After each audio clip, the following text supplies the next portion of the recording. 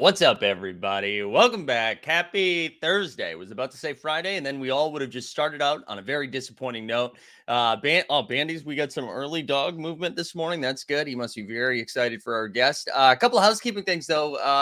As always, like the stream and subscribe to the channel if it's your first time here.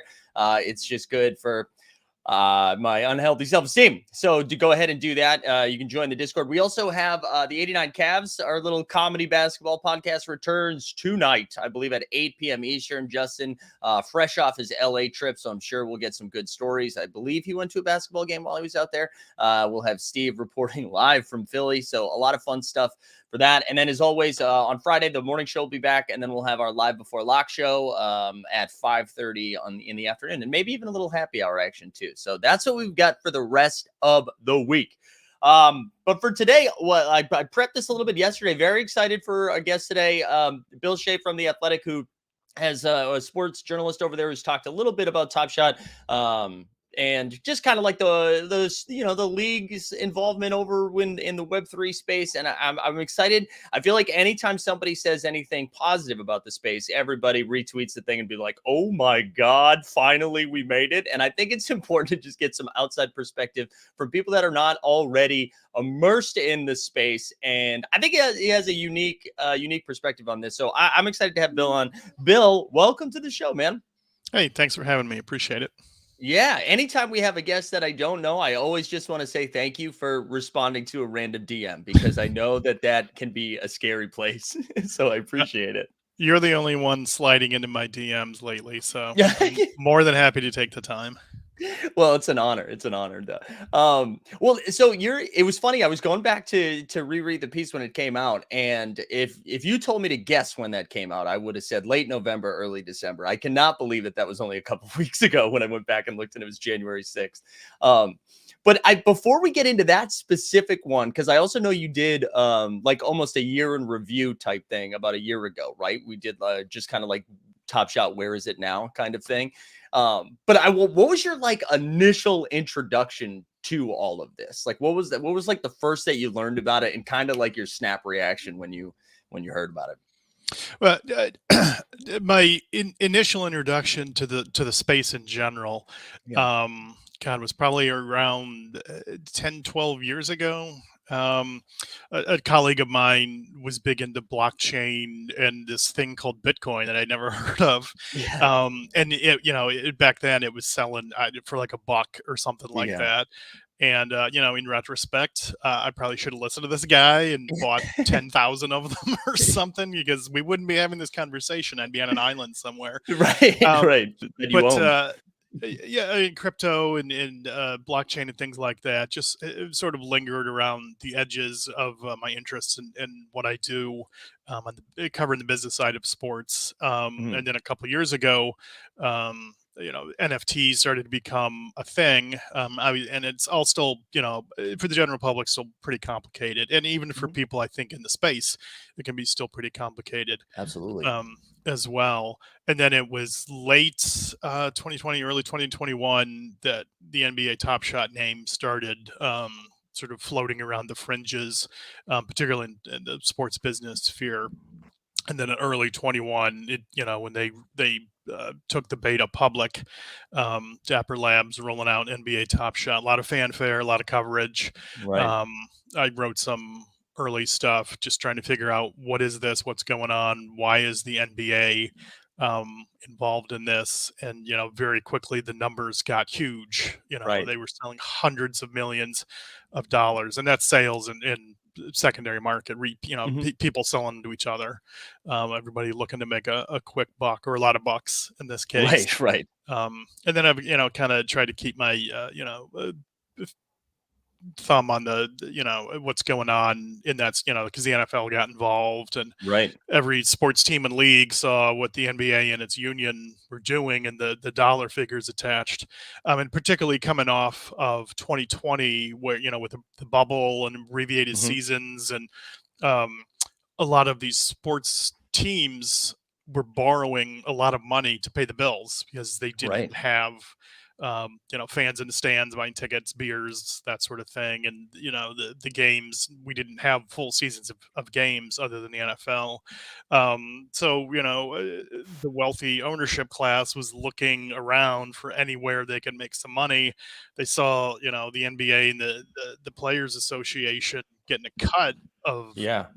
all of the hundreds of millions of dollars in sales. So everybody leapt into the space. We see the tokens and things like that, mainly in Europe. But it's um, the rich like to keep getting richer, and Right. not that I want to carry water for billionaires or anything, but just running a business, you're looking for new, fresh revenue streams all the time. The costs are not going down to run an NBA team or an NFL team, so I get the impetus there. It was a bit of a gold rush. The gold runs out eventually, Right. and I think we're sort of into that phase now. And plus, all of the there's a lot of other ethical, environmental concerns Sure. around NFTs and crypto and that whole space. And obviously, the wider the general population beyond sports is now keenly aware of all of this stuff because FTX and Right. all of those folks. It's just gotten like it's almost like a Wes Anderson movie at this point. The FTX thing is absolutely bonkers. I mean, it's anytime like you couldn't have written a lot of that stuff. Like anytime something else, you'd be like, oh, that's not believable. That wouldn't work in a movie. Like no one's going to buy that. Every time we get more information about it, and it's funny too because I was thinking a little bit about like the coverage of it in general. I don't very rarely are you going to see anything positive written unless it's like a financially related thing. Right. Because that's the only time it's going to make any news. You're like, holy crap, did you believe this thing sold for like 1.4 million or ETH or whatever we're talking about at the time? But the negative stuff is usually like, oh, like there's just way more of that as coverage, which I don't think is like specific to this space. I think that's just coverage in general. Like that is, I mean, Yeah. that's what makes news, right? Yeah, it's a dog doesn't bite man, not a story. Yeah, Man bites dog, definitely a definitely a story. story. Definitely a And story. and it's also a consumer protection sort of thing. It's a Absolutely. hugely unregulated space. Hmm. It's different than Beanie Babies, and people still buy Beanie Babies. You go on eBay, they're still selling. I mean, there's a Yeah. niche population that's still into all of this stuff, Dutch tulip bulbs and all of the other historic asset bubbles and things like that. It's all still there. But yeah, it's there's nothing specific, I don't think, in general media where anybody has a weed up their butt about NFTs and crypto specifically. It's Right. just Right. huge sums of money involved with what are now, I guess, sort of celebrities, but the actual celebrities and athletes shilling this stuff on television during the Super Bowl and all that, and then seeing it very quickly go belly up. That's I catnip. Yeah, I mean that's almost another whole show. I'm fascinated to see like what is going to come of that too, because it feels like we've just stopped talking about that as well, like the whole Stephen Brady thing. And I mean, there's plenty of other ones, and they are more of a mouthpiece. But I'm more fascinated in why agree to the mouthpiece when you're already doing like. I don't know if it was what's a better example? I'm trying to think of like a relevant. If it was Peyton Pritchard of the Boston Celtics who agreed to do it, yeah, he probably doesn't have a lot of endorsement deals coming down the pipeline right now. But Stephen Brady, I feel like we're going to learn a lot more about that in the future, and I'm excited to get whatever the documentary or piece that gets written. I'm excited to consume it. But I wanted to ask you because I was looking at the piece that you did a year ago and then the piece that came out a couple of weeks ago. And one of the things that I was fascinated by was both of like in Dapper specifically, they seemed very open to giving you lots of like comments and feedback and information. Even I can't remember if the league was a little bit more open when you wrote the piece a year ago. Yeah. But that was like the biggest change that I've seen in between those two pieces is that it seems like it's a little bit harder to get people to talk about stuff right now. And again, I mean, like if things are going great, yeah, give me a microphone. Would love to have a conversation. When things aren't going great, Gary, the communications guy, can come talk to you. But what has that experience been like for you, both with both with like Dapper specific, but also the league, like just getting information from the league. Cause I'm really interested in how the league's involvement in this is going to continue to evolve. Cause they really like pick and choose when they're like, hey, yes, we're here. Yeah, it's and none of it is surprising, and I think it's just a reflection of basic media relation strategy and any industry, any topic. You know, when things Mm. are new and exciting and sunny, everybody wants to talk. When the storm clouds show up, Right. and there's custom, when your literal customers might get hurt, then it's no comment, comment in background, things like that. I'll give the NBA credit. They were willing in the case of the most recent story. They sent me a statement. The Hmm. National Football League did not. Which again, if anybody that's ever covered pro sports, there's no real surprise Right. in that. The shield's always protecting the shield, as they say. But no, I think it's lawyers and PR executives and things like that will communicate. Listen, you know when to talk, when you know when to shut up. In most cases, in the case of Top Shot in the NBA and in the union, there's nothing specifically wrong. There's no crimes. Dapper Lab is not connected to Right. FTX. They've assured me there's no exposure. Their balance sheets in dollars, fiat or Canadian and American dollars, fiat Hmm. cash, as they say. So they sort of hover around the edges of the wider crypto, Bitcoin, the whole that whole marketplace where and that's because the general public tends to lump all of that in the same basket Sure.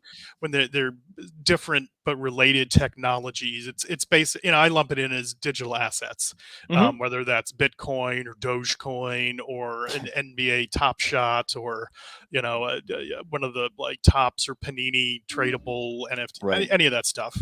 The wider public just lumps it together, and it's unregulated. I don't know that the lack of regulation is going to last much longer.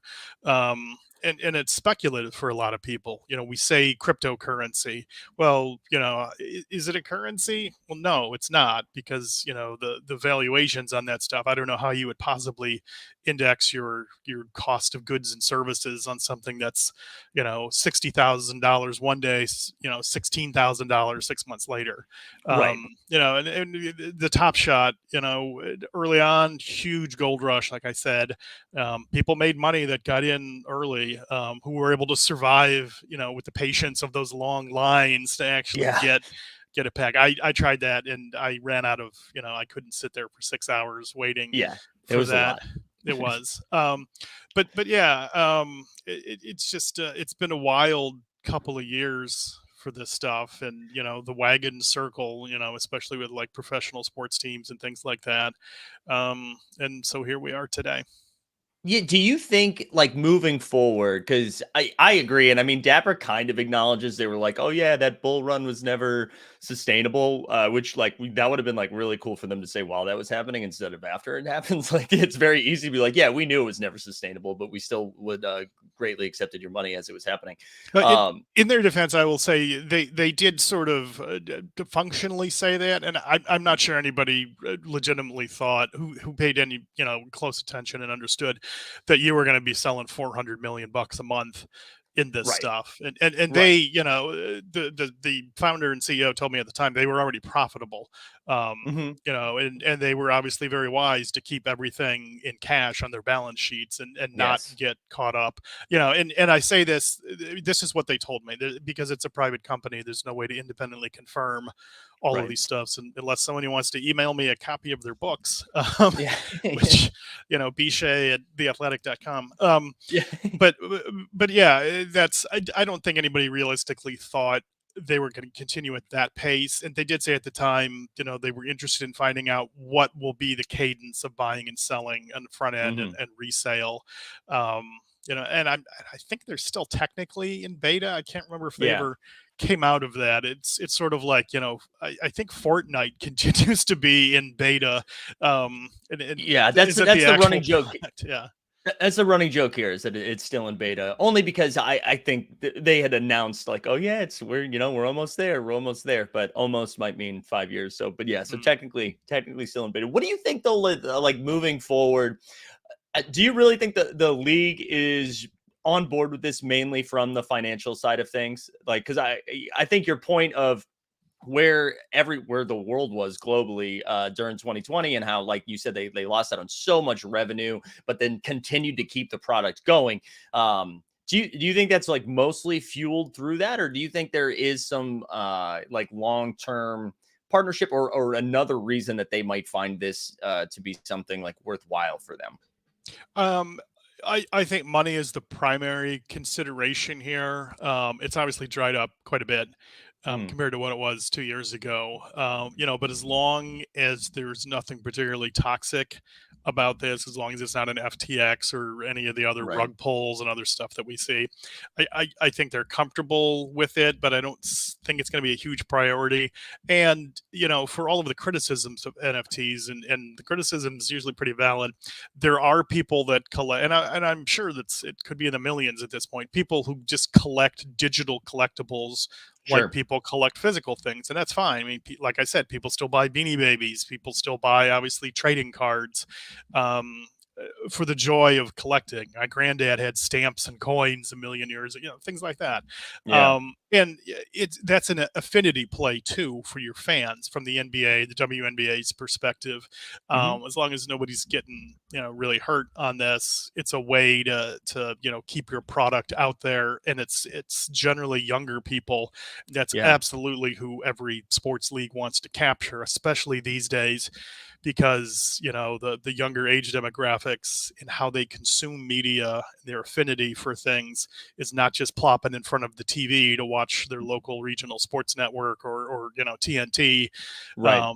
to see a game. You have to go find your fans where they're at, and to build a lifelong relationship so you can honestly keep your fingers in their pocketbook and Right. Right. keep their eyeballs on the TV. And that's a multi element partnership. It's the NBA, WNBA, it's their broadcast partners at the local and national level, and it's the advertising brands that want to buy airtime during Hmm. games and streams. It's this big web of interconnected entities, and I think at this point NFTs sort of exist on the periphery of the larger business sphere for professional sports and the NBA. And as long as it's not causing them any particular harm or trouble or headaches, it'll just Right. sort of linger around there. And there's lots of talk about the blockchain technology, like the underlying technology that powers everything. What can you use that for that's not selling a serialized highlight of a LeBron dunk?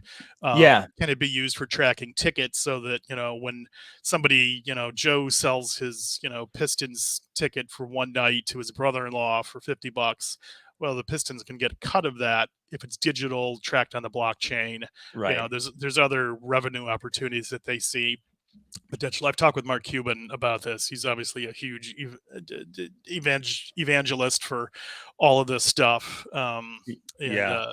a bunch of the owners are really into this. But like I said, until it's a headache, I think it'll linger It'll around. continue. I'm a big fan. Just talking about the blockchain a little bit, of Derek Thompson over at the Atlantic, and he's got a podcast called Plain English, and he's done quite a few episodes on blockchain and crypto. And it was funny to hear him again say it in terms that like a dummy like me would understand. It's just basically like, yeah, there seems to be some really cool things that could happen with the blockchain, and we haven't seen any use case. Yeah. We haven't seen it done yet. I, And I, I think I think I saw the same piece you did, where there's a lot of talk about potential, but there's no like broad usage, and that it may yet start in a back shop sort of thing in the NBA right. or elsewhere. But for all Yeah. of the blockchain hype isn't new. I've been hearing it for over a decade. Hmm.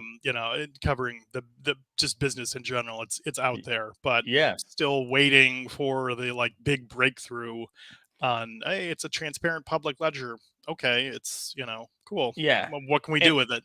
right, right. And the chat reminded me, John Weisberg, that Dapper and Ticketmaster have already started like flirting with trying a couple of these things out. I know they did it with a handful of NFL games during the fall, and so and again, right, it's not overnight. It's not going to be like, oh yeah, this is what it is. This is the perfect use case. Everyone's going to love it. It's probably going to take a lot of these smaller steps before it gets there. And to circle back a little bit, what you were saying, you've seen like NBA Top Shot kind of change their language, as well as NFL all day, like all the Dapper products have it being more like the future of fandom. So, like you were saying, having the NBA having the opportunity to have like a finger on the fans' pulse and pocketbook or wallet, whatever. And I think that to me, that is like the cool use case of this. If you are a big John Morant fan, and this is like how the next generation would collect a John Morant trading card. And much like in the physical collecting world, there's going to be like 5 of those things that are worth a lot, and then most of them are just kind of like, you're a fan of them, so you have them. And I think if it started that way, right? If it started with that kind of introduction, I think the conversation around a lot of this stuff would be different. But because so many people got in during this time, that was a bubble. It You just see like the graph was up here and now it's down here, and so it feels really bad. And it's probably more of a leveling out process, and that doesn't mean bad things can't happen within it, but I got in right around like maybe 2 Januaries ago, so almost like 2 years ago, and did well with some stuff, did bad with some other stuff. But I do think if like I was coming in now, it's probably a very different experience than if I was aware of the prices from before. And so it's been an interesting journey. That's for sure. That's for sure. Yeah, Go no, ahead. I think you're absolutely right. It's the market has changed, and I Mm, think one of the big reasons that drove that initial wide public interest in early 2001 was, number one, it was the NBA. It's this right. big, long established, hugely popular entertainment product in this country, and we were getting towards the end of the first full year of the pandemic. A lot of people were still at home, had the stimulus money, Hmm. we're not going out spending. There was, and this is not true just for NFTs and Top Shot, but the wider sports collectibles market, which had already been on fire, went like white hot once the Hmm. the pandemic began. And now that people are more going back to the office, going back out to eat, as we ease out. Of whether we should or not is a different conversation. Right. Right. Around the pandemic and COVID, we're sort of back to a pre 2020. We're not sitting on the couch like, hey, I got some money to spend. I'm going to pull out Yeah. my old trading cards. Oh, here's these cool digital things I can just do on my phone. Um, that's, I think the circumstances, the stars aligned for this to happen when it did. Had the pandemic not occurred, I don't know that we'd be having this conversation. I'm Yeah. not sure the numbers would have been as big, and I'm not sure it would have gotten the attention that it got, but it did, and here we are. Yeah, I mean that's truly that's how I found out about it too. And I'm a huge sports fan and really a big basketball fan. But I'm not. I've never really been like a big collectible guy. Like that was never my thing. But being like introduced, I'm like, oh, this is kind of a cool way to interact with the platform.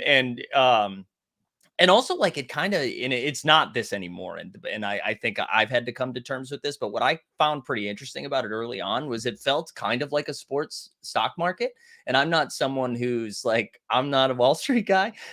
So this was like the closest thing where I was like, oh wait, people don't realize Devin Booker is going to be really good, and like here's an opportunity to get Devin Booker before everyone realizes how talented he is. And that whole idea of it was very fascinating to me, and that's kind of what hooked me. And now that it is kind of reverted back to, or not reverted, I mean, maybe it was just like the perspective has changed from the people using it, but to more of a collectible. I think it does. It's probably healthier. It's probably healthier. This is the way that it should be. But I know that was, like you were saying early, like people were able to make money off of this stuff, and you're not going to believe it. People do enjoy making money. That seems to be a pro.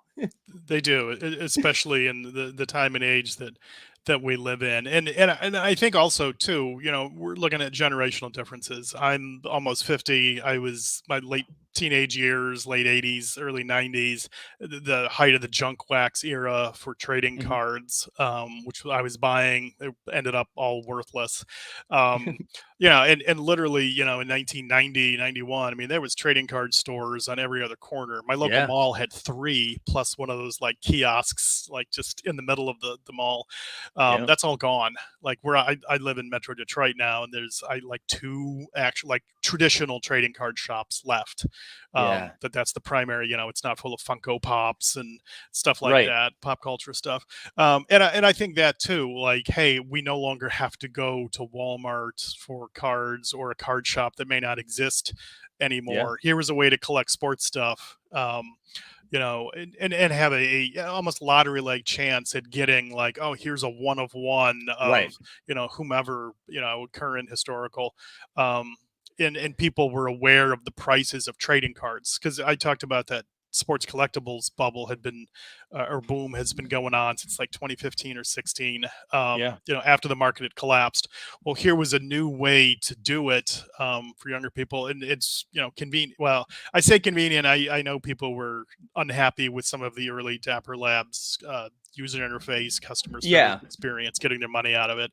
Um, But just like to your point, like not having to, find a Beckett to see like how much a thing is worth. And now you can be like, okay, I can just sort by, I can find out like right away. in And if real somebody time. has some, yeah, and if somebody has something that I'm interested in and I have something that they're interested in, like we can swap, like we can find ways to swap and in a much more fast and like or efficient way. Yeah. And it feels like, I mean, I like was a pretty big collector when I was a kid and then kind of fell out of it. But hearing stories of people trying to get stuff graded just sounds like an absolute nightmare. So Oh yeah. um, to be able to do that in a more efficient way has been kind of nice. Here I want to grab one more question from the chat because I know Weisberg has put this in there a couple of times, and then I want to be conscious of time and get you out of here. I'll also say too, I dropped a link in the show notes, so definitely check out Bill's work over on the Athletic, and you can also follow him on Twitter. That's pinned into the chat as well. But so John Mike says, what does Bill think about how pro leagues approach their partnerships? Some have been successful, like the Top Shot and All Day, and then Candy, which I know that news just came out. And I believe Fanatics is opening up their own sports book. I think I heard that as well, which I thought was an interesting pivot. And then Sweet, which I totally forgot is a thing with the NHL as their own thing. I don't think that's been as successful. But yeah, do you have any thoughts on like how they've been approaching it? Well, I think they're approaching it a lot differently today than maybe 6 months or a year ago. Yeah. The NFTs, which have their proponents and their critics, is one thing, but the Web3 stuff, the crypto, with the FTX and a number, even before FTX, there was a number of these companies that imploded. They were just on a much smaller scale, and FTX is we've had several exchanges and Hmm. coins, and there's a handful of teams got stuck holding the bag on marketing deals. The Washington Nationals, I think, were one of them, Yeah. with a club, and I can't remember the name of the asset company. But this isn't unique to Web3 and sports, and the rush in, get like, hey, let's get these deals, everybody's talking about this. Let's do a marketing deal, a signage deal, this club or this pavilion will be named Tabby Cat coin, or whatever it might be. I think they're Yeah. cautious now, but you run into the same things. Like, look at naming rights. Like, we've had a Hmm. number of naming rights deals with traditional companies and segments go belly up. And Ron Field is one of the most Yeah. famous, Yeah. and all the various accounting scandals and the dot-com boom. Everybody rushes in to make money, usually too late after most of the money has been made, Right. and then the bottom drops out. So it's not unique to the Web3 kind of stuff, but the amount of money moving through professional sports, the amount of capital shifting around, from the billionaires, the players, everything around it. It's this enormously lucrative ecosystem. Everybody's Yeah. looking for the next big thing. Not everything has to be $1 billion revenue thing. 100 million, 5 million. They're constantly looking at ways to monetize and bring cash in. So some of Yeah. that's just rent seeking, profits, greed, and some of it's just like the expenses keep going up. These are really expensive leagues to run. I've talked to a handful of pro sports CFOs over the years, and one from the NFL once told me, people don't understand. There is for a typical sports team, especially in the NFL, there is an enormous amount of money moving in and then moving out. Now, Hmm. they are extremely valuable properties. The value of teams just goes up and up and up. So they're an asset in that sense, but they're a very expensive asset, and they're a public asset. Right. But if this was the 1990s, it was a different era. The teams were valuable, public. That's cool. But a lot of team owners who back then wouldn't be team owners today because they don't have the wealth that's Right. required. But yeah, it's to circle back to your original question. I think teams are going to be increasingly cautious about Web3 deals. I think there'll be a lot more due diligence. Yeah. I think there'll be a lot more caution when they strike these things. And I think if there is another wave of like NFT, crypto, blockchain, exchange deals, with the crypto.coms and FTXs of the world or their successors, it will come after regulation. Yes. There's so many, the infamous "all my apes are gone" thing. Help me, what do I do? It's decentralized, we don't want the government involved, and until something bad happens, and then Right. everybody's screaming for help. Um, and I think that regulation will come. I don't know what it will look like, and I don't know if it'll come out of our current Congress, because I'm not sure anything will at this Yeah. point except headlines. But I think regulation will go a long way to bolster Yeah. consumer confidence, and you'll see the institutional investors come in at that point. They'll risk big money, and when mom and pop sort of day trader, all that stuff, when they see the big guns coming in and putting real money in, that's when the Yeah. public generally follows. Yeah, I mean, I think that's right. I understand the appeal of the deregulation or decentralization, excuse me, and I get it. I get like the hype around that, but I do think people always say, when is this going to go mainstream? Well, it'll go mainstream when people feel safer about it. I think that right, like those two things. It's hard to have one without the other. And so I agree. I do think regulation will be, yeah, same too. Like, who knows when that's going to happen, but I do think when that does happen, you'll see more of these teams Yeah. dip back in. Cause there was like a quick run where we saw like the Pistons had something, the Bulls had something, the Hornets had something, and more teams were rolling stuff out. And then the brakes were pumped a little bit. And one more thing too, just about like the general league and Web3 partnerships. It is funny too, because I think a lot of like the people that got into NBA Top Shot, the part of the appeal was like, oh, they have a deal with the NBA. Like the NBA is pretty legit, which I do think is very cool. And that is something that can make it sustainable, because I don't think the league would just be like, we're into this. No, we're not into this. And then it's gone. But you like look at what's happening in France right now, and the Bulls and Pistons, which shout out to us for giving them that kind of game over in France. But sorry, I know you're in the Metro Detroit area, so I apologize if that was a shot at your Pistons. No, Um, Cavs fan. I'm from Cleveland. I grew up next to oh, there you go.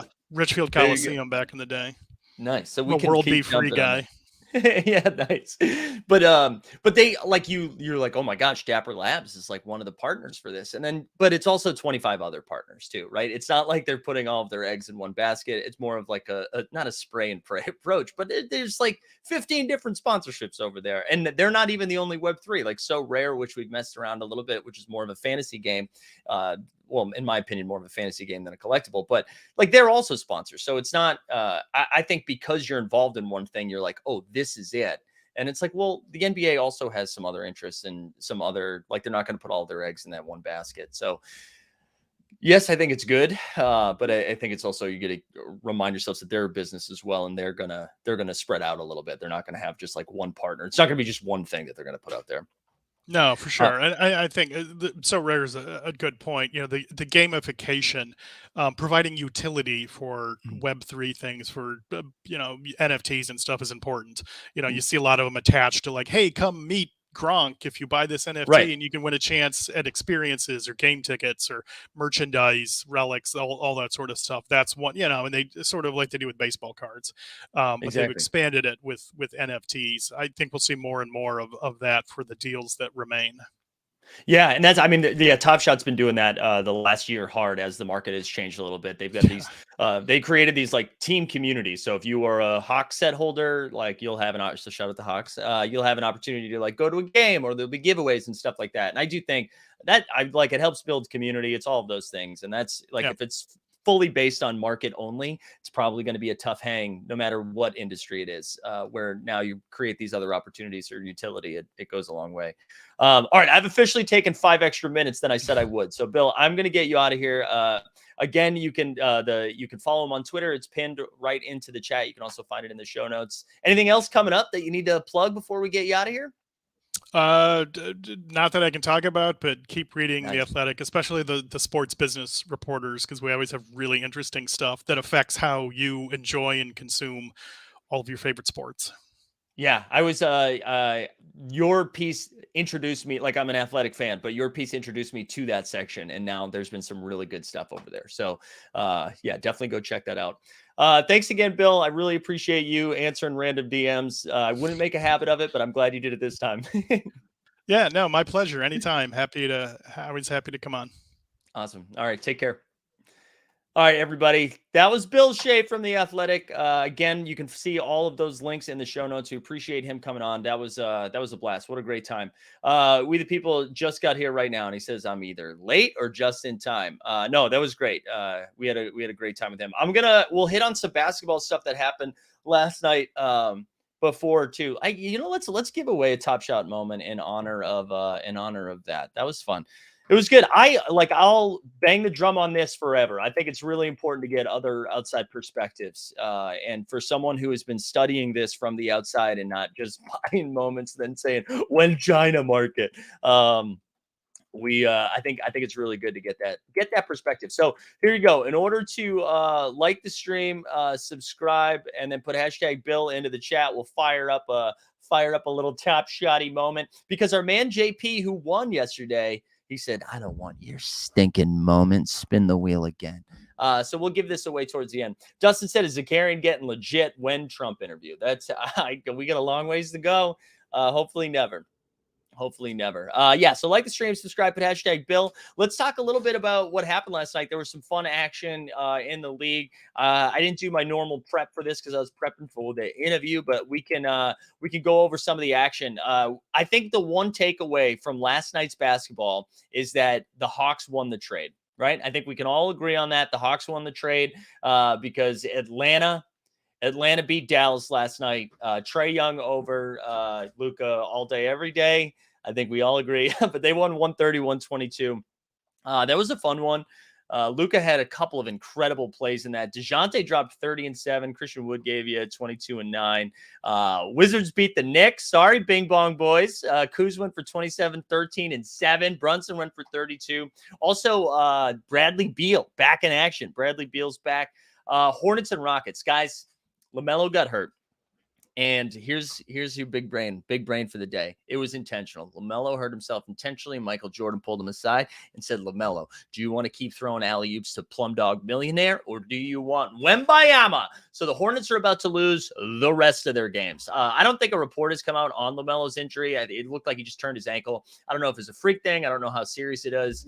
But if he misses, I mean, listen, they suck with LaMelo. So can you imagine without LaMelo? It's going to be the Scary Terry show. The one thing I will say for your friends over in the So Rare streets, we've been pumping this guy for a while. Mark Williams got how many minutes last night? In 19 minutes. 19 minutes. He only played 19 minutes. 17 points, 6 boards, 5 blocks. Mark Williams here to stay. Lots of trade rumors coming around with the Hornets, Gordon Hayward, PJ Washington. Did somebody say, I'm sorry, did somebody say PJ Washington? PJ Washington.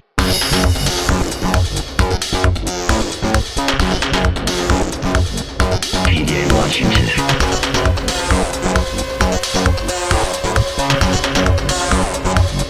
PJ Washington. But all of those guys on the trade block, I'm sure Plum Dog is going to go too. So I'm very excited about Mark Williams. I might even be the first NBA Top Shot moment I buy in a long time. Can we get a tennis segment after B-ball? We can't yet. You want to know why? I have to go watch Breakpoint first, and then I'll get my tennis action. We the people said I was all over that game. LaMelo tanked your lineups. I was all over that game too. I had LaMelo in still cash because we played Şengün. We had Şengün. We had PJ. Şengün balled in that game. Just remember, whether it's fantasy, So Rare, whatever you do, bigs against Charlotte every time, especially with no Kevin Porter Jr. He just cook. Cavs lost to the Grizzlies by 1. Cavs were without Donovan. Garland went for 24 and 14. Desmond Bane for 25. 8K Mark Williams being minted. Is that really? Oh, like it just got minted? Why can't it just be 4K? Why do we have to do parallels? Heat beat the crap out of the Pelicans. Bam had 26 and 8. Dude, the Thunder, baby. The Thunder. They are you know what? Screw it. Let's just go look at the standings right now because I'm too jacked up. I'm too jacked up about the Thunder, the Lightning, and the Thunder. The Oklahoma City Thunder right now are in the 9 seed, right? But it gets sexier. They are a half game behind the Utah Jazz in the 6 seed, 1 game below 500. We went over their schedule yesterday. It's a little dicey. They have in their last night was the first of 6 games that were all kind of tough, and they beat the Pacers last night. This is pretty big. I'm excited. I'm all on board the Thunder bandwagon. Also, the Pacers now 500. Sorry, we need a drop. Dustin says we need to create a Thunder drop. I'm sorry, Dustin. What was that?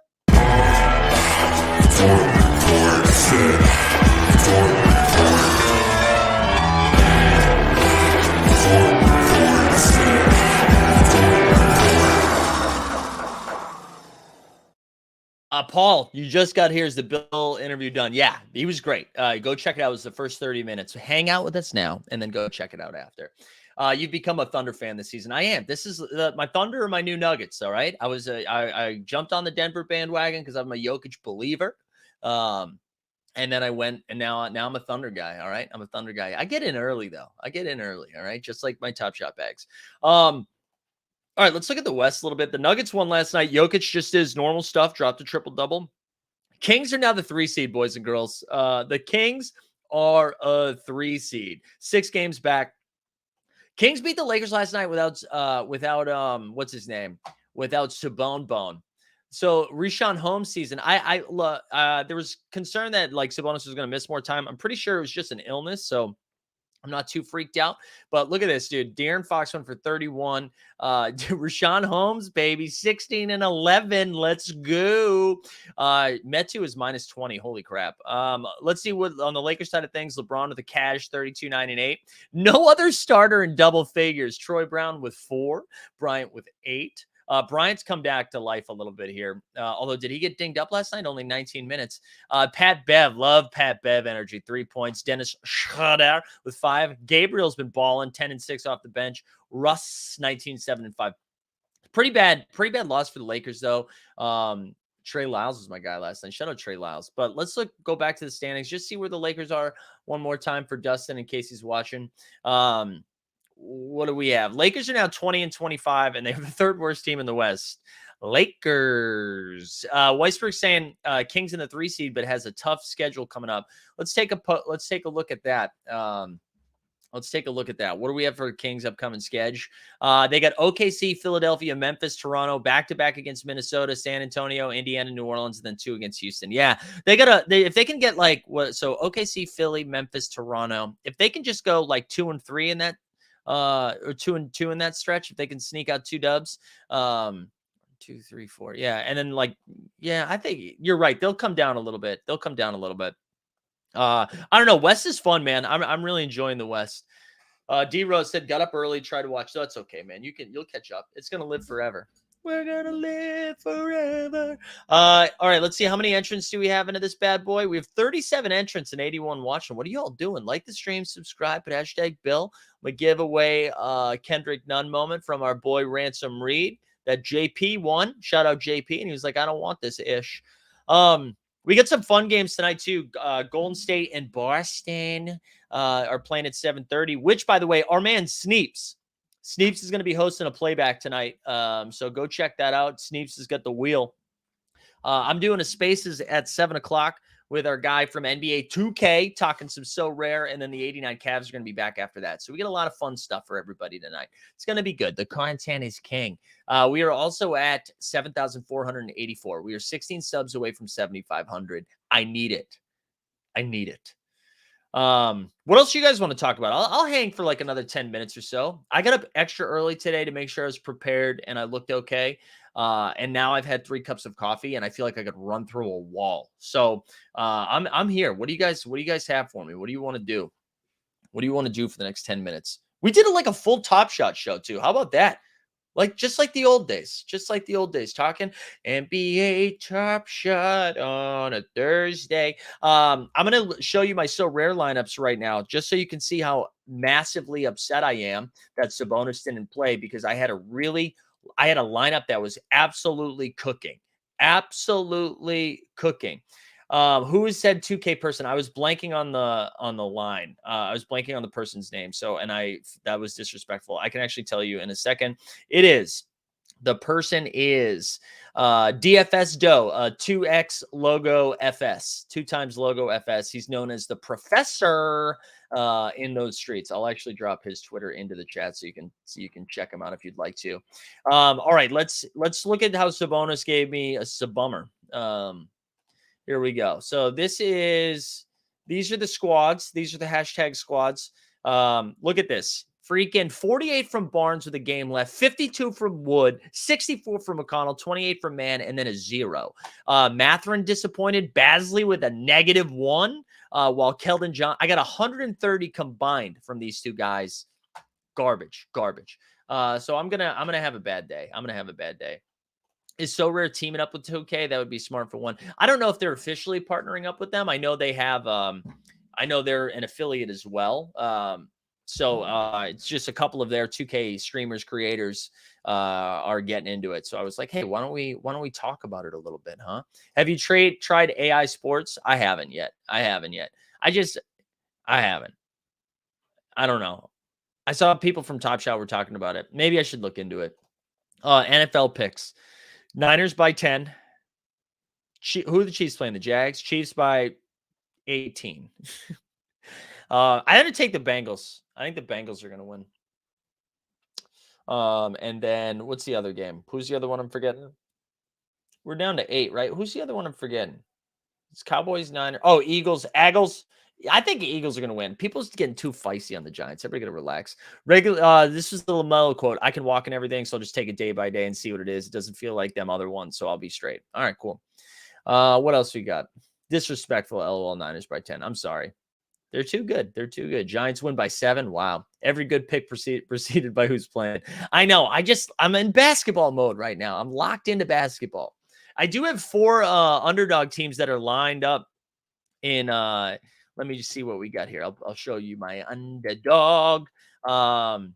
Let's see, what do we have? We've got live best ball NFL. All right, so I got 5 squads left in the gauntlet, okay?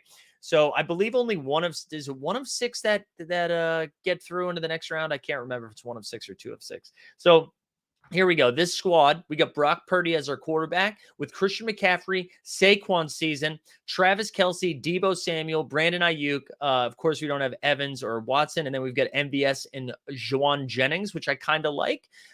Here we go. In this squad, we got Joe Burrow with Singletary, Barkley, Leonard Fournette, obviously not in anymore. With Burrow, we've got Chase and Higgins. Then we got Deebo Samuel, Dalton Schultz left. This squad, we got a Patty Mahomes lineup through. I didn't think we did. So we got Pat Mahomes and Dak Prescott, Jerick McKinnon and Tony Pollard. And then we got Lamb, Tony, Schultz, MVS, and Gallup. That one's not that hot. This, I think, is my favorite. No, it's not. My next one is. So Brock Purdy again with CMC, Pacheco, Travis Etienne. Then we got Higgins, Deebo, Gabe Davis, Tony. This one's pretty hot. This is my favorite, though. I feel like Paris Hilton right now. That's hot. Brock Purdy, CMC, Pacheco, Etienne. Then we got Deebo. Wait, where's the... did I miss it already? What's the squad? Oh, it's this one. It was this one that's my favorite. The Purdy, CMC, Barkley, and then Kelce. The Kelce one is really strong. So I'm excited about that one. I think we've got a shot with 1 or 2 of these. All right, what else we got? Brock Purdy goes back in irrelevant Sunday night. Maybe. I mean, the Cowboys D is good, but Brock Purdy, dude, you can have me at quarterback, and we're going to score 14 points at least, right? Here you go, Christian McCaffrey. Here you go, Brandon Ayuk. Here you go, Deebo. Here you go, Kittle. They're just so good.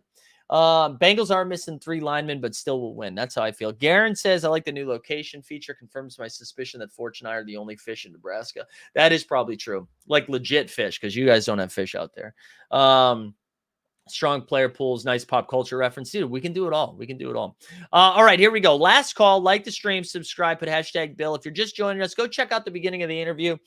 It was with Bill Shea from The Athletic. I thought it was really good. I thought that was a good conversation. I hope you guys enjoyed it. Normally, people yell at me in the chat the whole time being like, dude, you're soft. Ask the tough questions. So I hope you guys enjoyed that as well. I thought it was pretty good. Top Shot Tesla was saying you should have asked Bill how NBA NFT got an official license. Someone at the NBA headquarters was definitely on the take. Yeah, Yeah, dude. I mean, again, I hope that's in the doc. I'm excited for whatever documentary that is gonna break down NBA X NFT. We're gonna get Boards to Buckets is gonna be featured in there. Snoop Loop said ran 3 miles in the snow and snow blew 2 driveways already this morning. Might shut my door at work and take a nap. You blew wait, what was the second driveway you did, Snoop Loop? Now I'm fascinated. Snoop, what were you doing? What were you trying to impress the neighbors? Or was it like parents, in-laws? What are you doing? Cutie next door, Snoop Loop? What's that second driveway? Don't tell me something boring. Unless you're like, oh, I had to do my second house. Do you have a second family? What's your story, Snoop? What's your story? All right. Hey, just a reminder, 89 Cavs tonight, baby. The 89 Cavs are back tonight, so come check that out. That's always a lot of fun. For you so rare freaks, value hunting will go up in a couple of hours. And then we'll get going. All you got to say about NBA X NFT was that the playground was involved. There you go. Thoughts on first trade, Domino? Yeah, I think there seems like there's some real smoke behind the Suns and the Raptors. I don't know what that move is going to look like. Hey, also, here's some good Suns news. Cam Johnson is back tonight, so that's exciting. Excited to get Cam Johnson back. Snow Blue, Mrs. Parker's driveway. Yeah, what's going on, Snoop? Snoop. I feel like we outed him, dude. Yeah, no, there's plenty of reasons why it was okay for Snoop to do it. I want to know. I want to know. Tell me, baby girl, because I need to know. Is that another J-Lo reference? Is that 2 J-Lo references in 2 days? Consecutive. Keep the streak alive. Keep the streak alive. Snoop, I'm waiting, bro. Snoop's already asleep. Will 89 Cavs do a trade show? Yeah, we will, regulator. We will. We will. I actually got a bunch of texts from them this morning, so I gotta go check. I think tonight we're gonna be talking about John Wall. If you guys haven't seen the clips of John Wall explaining how the Cavs didn't want to see the Wizards in the playoffs, and then talking about matchups was hilarious. It was really good. It was really funny. All right, let's spin this thing. If you win this thing, shoot me a DM either on Twitter or in the Discord, and I'll get you that Kendrick Nunn moment. Shout out Ransom Reed. This one is going to Mike Baston. There we go, Mike Baston.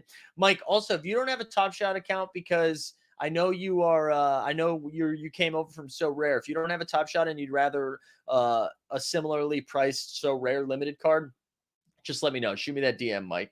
All right. My neighbor tours Caffney usually gives me a bottle of Crown for helping him out. Dude, that's nice, man. That is nice. That's great. I love that. What time is the Cavs? I thought you were doing the Spaces. I am. It's going to be right after. I'm going to tweet it out. The Cavs should be at 8:00. Spaces is going to be at 7. We're going to roll right into the Cavs, right into it. So, hey, listen, if there's no way Bill's still watching this, but big shout out to Bill for coming on the show today. Again, anytime people randomly reply to my DMs, it's brave, courageous. So I really appreciate him coming on. If you came in late, definitely recommend going back to the first half of that show. I thought it was a really good interview and good perspective on kind of how we got where we are and where we're going. Hope I see you guys the rest of the day. Just come hang out with the other stuff we're doing. All right, we out.